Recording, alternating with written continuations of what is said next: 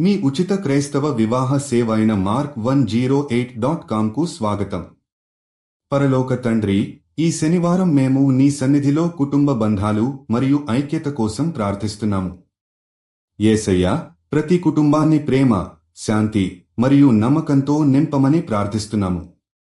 తండ్రి, కుటుంబ సభ్యులు ఒకరినొకరు అర్థం చేసుకుని, సహకరించి, పరస్పరం గౌరవించుకునేలా మార్గనిర్దేశం చేయమని వేడుకుంటున్నాము.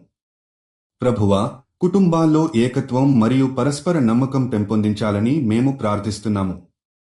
పిల్లలు తల్లిదండ్రులను గౌరవించి, తల్లిదండ్రులు పిల్లలను ప్రేమతో పెంచాలని కోరుకుంటున్నాము.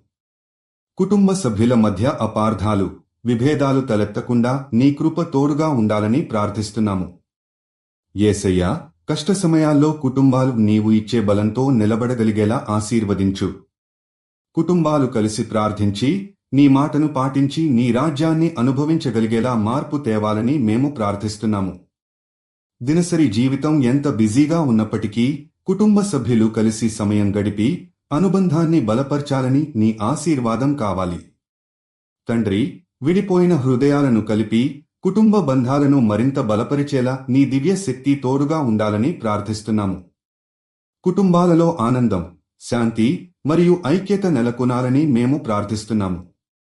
యేసయ్యా, ప్రతి కుటుంబం నీ ప్రేమను అనుభవించి అదే ప్రేమను ఇతరులతో పంచుకోగలిగేలా మార్పు తేవాలని కోరుకుంటున్నాము.